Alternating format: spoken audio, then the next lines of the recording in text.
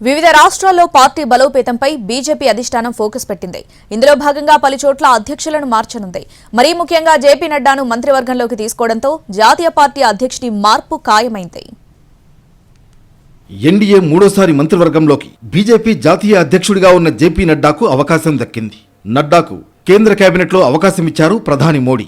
దీంతో నడ్డాకు ఇప్పుడు మంత్రి పదవి, పార్టీ అధ్యక్ష పదవులున్నాయి. అయితే బీజేపీలో ఒకరికి ఒక పదవి నియమం ఉండడంతో నడ్డా అధ్యక్ష పదవిని వదులుకోవాల్సి ఉంది.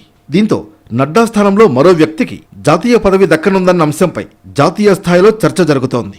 ఇక తెలంగాణలో కేంద్ర మంత్రి కిషన్ రెడ్డికి ఎన్నికల ముందు రాష్ట్ర అధ్యక్ష బాధ్యతలు అప్పగించారు. మరోసారి కిషన్ రెడ్డికి మంత్రి పదవి దక్కడంతో ఇప్పుడు ఆయన కూడా జోడు పదవులతో ఉన్నారు. మరోసారి మంత్రి పదవి దక్కింది కాబట్టి అధ్యక్ష పదవిని కిషన్ రెడ్డి వదులుకోవాల్సి ఉంటుంది. ఈయన స్థానంలో సీనియర్ నేత ఈటల రాజేందర్కు అవకాశం ఉన్నట్లు తెలుస్తోంది. మల్కాజ్గిరి నుంచి గెలిచిన ఈటల రాజేందర్ పార్టీలో క్రియాశీలకంగా వ్యవహరిస్తున్నారు. బండి సంజయ్ను పదవి నుంచి తొలగించిన తర్వాత ఈటలకు అవకాశం దక్కుతుందని అందరూ భావించారు. అయితే ఆ తరుణంలో బాధ్యతలు కిషన్ రెడ్డికి అప్పగించారు. ఇప్పుడు మరోసారి ఈటలకు అధ్యక్ష బాధ్యతలు అప్పగిస్తారని ప్రచారం జరుగుతోంది. తెలంగాణతో పాటు పలు రాష్ట్రాల్లోనూ అధ్యక్ష పదవుల విషయంలో మార్పులు చేర్పులు జరుగుతాయని ఆ పార్టీ నేతలే చెబుతున్నారు. కొందరికి మంత్రులుగా అవకాశం ఇవ్వడం, మరికొందరికి ఆ స్థానంలో బాధ్యతలు అప్పగిస్తారని సమాచారం.